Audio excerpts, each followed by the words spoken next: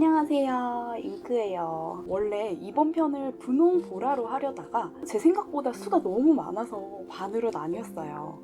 조만간 보라 잉크 리뷰도 업로드 하도록 할게요. 저는 어렸을 때도 분홍색을 별로 안 좋아했는데 영상을 만들려고 세어보니까 꽤 많더라고요. 알고 보니 핑크 공주였어요. 근데 이게 다 마음에 드는 것만 있는 게 아니고 메이저 브랜드의 분홍 잉크들에 실망을 하고 한이 맺혀가지고 예쁘다는 분홍 잉크가 나오면 샀기 때문인 것도 있습니다. 슬픈 스토리가 있어요. 오늘은 제 분홍 잉크를 다 털 거고요. 전반적으로 연한 컬러에서 진한 쪽으로 옮겨갈게요.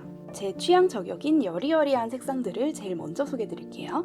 제이어빈 부케당탕, 세일러 고베잉크 71번 이쿠타가와 사쿠라, 세일러 고베잉크 61번 유키 고쇼 사쿠라, 하치몬지아 잉크 쿠보자쿠라 블룸 핑크, 샤크허빈 누드, 세일러 마뇨 잉크 사쿠라, 세일러 잉크 스튜디오 130번, 이로시주쿠 칠복신 벤자이텐, 세일러 고베 잉크 12번 오카모토 핑크, 세일러 젠틀 잉크 사쿠라모리, 그라폰 파버 카스텔 요자쿠라, 모나미 흩날리는 벚꽃길, 칼라버스 알파부, 세일러 잉크 스튜디오 237. 보고만 있어도 마음이 차분해지지 않나요? 요즘에야 오묘한 색감의 잉크 브랜드가 많이 소개되었지만 예전에는 제이어빈과 디아민이 그나마 색이 다양한 브랜드였어요. 특히 글씨 쓸 때 유용한 색이 아니면 정말 많지 않았고 몇 년 새 잉크의 베리에이션이 아주 많이 넓어진 게 보입니다. 암튼 드리고 싶은 말씀은 라떼는 부케당탕밖에 없었다. 근데 색이 정말 고와요. 발색이 강하기보다는 옅고 채도가 낮습니다. 구하기도 쉬워서 많이 묽은 것만 감안하신다면 첫째로 강추하고 싶은 잉크입니다.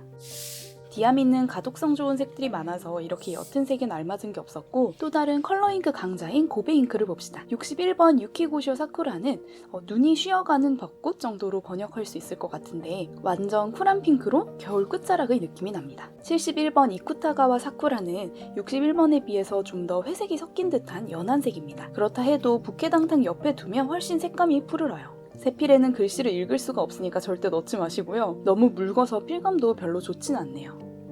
다음으로 하치몬지아 잉크의 쿠보자쿠라 블룸핑크. 오로라 금성에 깔맞춤을 하겠다고 EF에 억지로 넣었지만 불편을 감수하면서 사용했던 잉크예요. 그래도 고베 잉크 71번에 비해서는 훨씬 잘 보이는 편입니다. 색 분리가 너무 예뻐서 은근한 화제가 되었었는데요. 굉장히 차분하고 거의 베이지에 가까워요.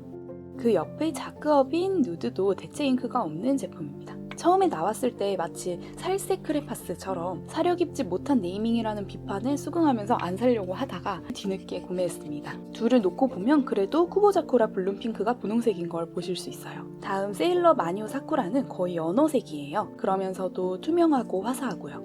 노란색 색 분리가 강하게 일어나는 잉크입니다. 세일러 잉크 스튜디오 130번도 굉장히 투명하고 화사한데 여기부터는 이제 눈 침침할 걱정은 없이 편입하셔도 괜찮을 거예요. 테스트하면서 육성으로 감탄했던 고운색입니다.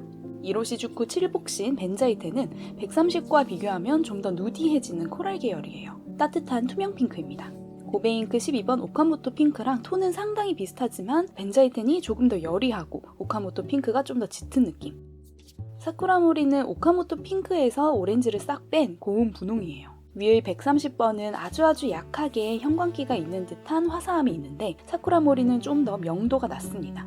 다음으로 요자쿠라. 그라폰 파브카스텔이 정식 라인이긴 한데 이 색은 한국에 수입이 잘 안 되더라고요. 세필 부분을 참고하시면 진짜 묽은 느낌이 좀 더 전달될 거예요. 거의 부케당탕 수준으로 묽은데 은근 필감은 나쁘지 않네요. 노란기가 없는 마치 차분한 빨강에 물을 많이 타서 핑크색이 된 그런 느낌이 들어요. 신선한 돼지고기색?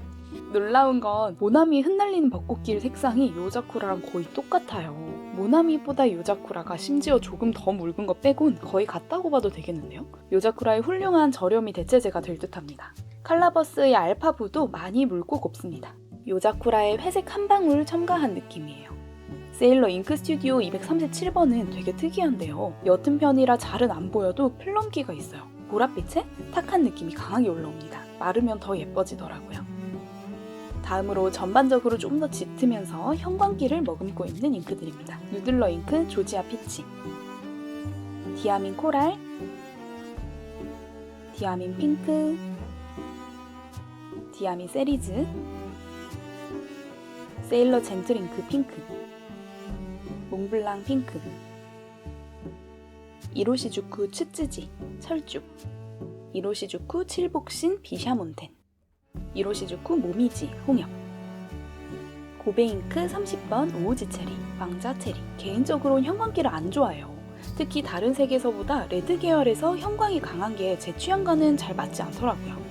이 셋은 저번 레드 리뷰 영상에서도 나온 것들인데 분명 기본 레드이지만 아주 밝고 형광이 심해서 분홍 계열로 분류해도 무방할 정도입니다.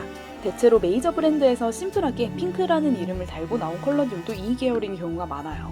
그 중에 몇 개가 디아민 핑크, 믿었던 세일러 핑크도, 몽블랑 핑크는 2015년 한정이긴 하지만 마찬가지로 굉장히 팝한 색입니다. 원래 잉크 리뷰에서는 메이저 회사들의 기본 잉크를 최대한 포함하려 하는데 펠리칸 핑크, 그라폰 파버카스텔의 일렉트릭 핑크 둘 다 엄청나게 형광 핑크더라고요. 그래서 차마 사지 못했습니다. 이들을 먼저 비교해보면 디아민 핑크는 보다 옅어서 형광펜 느낌이 나고 젠틀잉크, 몽블랑 순으로 짙어져서 푸시아 핑크가 되죠.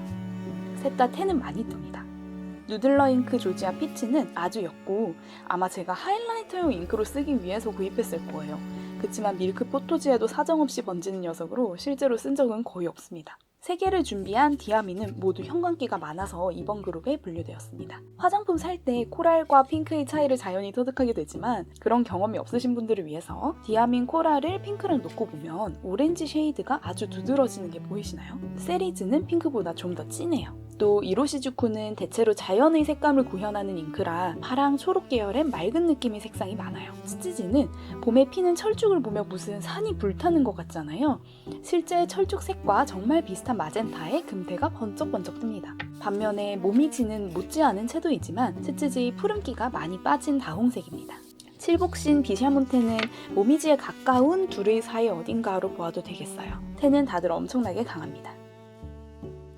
오우지 체리는 이 그룹에 속하기에는 형광기가 애매하게 있어요. 앞에서 여리여리한 분홍 계열로 고베잉크의 오카모토 핑크를 꼽았었는데 오우지 체리는 푸시아 핑크 느낌이 아주 살짝 돕니다. 옆에 두고 보면 색 자체도 좀 더 짙고 노랑이 덜해져 좀 더 쿨한 느낌이죠.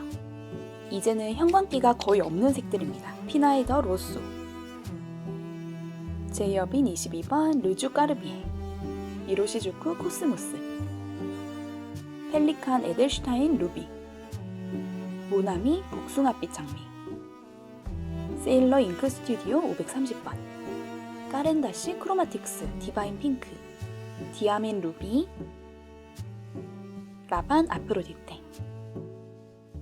이건 피나이더의 기본 빨강 잉크예요. 그런데 정말 투명해서 분홍들 옆에 둬도 손색 없습니다. 제이어빈 르주 까르비에와 흡사해요. 르주 까르비에가 아주 조금 더 짙은 핑크긴 하지만요. 이로시주쿠 코스모스는 세필에도 넣어 쓸 수 있는 데일리 분홍을 원하시면 일단 추천이에요. 코스모스도 코랄 쪽에 가까운 따뜻한 분홍이라는 것을 알아두세요. 세필에 넣으면 여리여리하고 흐름 좋거나 태필에 넣으면 살짝 쨍한 경계를 넘나드는 잉크입니다. 태도 은근 있고요. 의외로 에델슈타인의 루비가 코스모스랑 너무 비슷해서 깜짝 놀랐어요. 스타 루비는 아닙니다. 둘 다 세필로 쓸 때랑 잉크 스와치 느낌이 좀 달라요. 앞서 잉크 공방 130번을 보여드렸죠? 잉크 스튜디오에서는 뒤의 두 자리 숫자가 같은 계열을 의미해요. 동일한 계열에서 100의 단위 숫자가 커질수록 짙어지는 양상입니다. 여기서는 530의 크로마토그래피에서 물을 탔다고 130처럼 보이지는 않아요. 530은 노랑, 빨강 모두 풍부한데 좀 더 붉은 톤이 강세입니다. 동백 색깔로 차분하게 톤 다운된 느낌이에요. 여기서 탁한 느낌을 빼고 보다 맑은 붉은빛만 남기면 모나미 복숭아빛 장미가 됩니다. 까렌다시 크로마틱스 디바인 핑크는 핫핑크의 소양을 갖추었으나 핫하지 않은 색이에요. 좋은 의미로요. 진한데 태가 덜해서 투명한 느낌이 듭니다. 디아민 루비는 이제 거의 빨간색으로 분류될 정도이고 라반 아프로디테도 색감이 참 특이하죠. 붉은기는 아주 강하지 않고 색도 많이 짙지 않은 분홍에 채도로 왕창 내려서 회색기가 많이 돕니다. 대체품 없는 잉크 중 하나예요. 마지막으로 플럼이나 다른 색조가 강하게 섞여 있는 잉크들입니다. 콘클린 잉크 로즈 핑크, 제이어빈 라메드 캐시스, 로버트 오스터 오스트레일리안 오팔 핑크, 로버트 오스터 더스키 핑크, 교토 잉크 케아게, 카베코 루비레드. 콘클린 로즈 핑크도 정말 특이합니다. 일단 옅은 분홍인데 푸른색이 강한 건 정말 흔치 않거든요. 그래서 가장자리에 보라색으로 색 분리가 나타납니다. 약간 미래도시 느낌이 있고 저는 이런 장미는 못 본 것 같아요. 흐름은 상당히 막합니다. 라메 드 가시스도 푸른빛이 강해요. 좀 어두운 색상에 이렇게 되니까 플럼 계열이라고 분류해도 될 것 같고요. 제이어빈답게 엄청 묽어서 글씨는 한 단계 두껍게 나오게 합니다.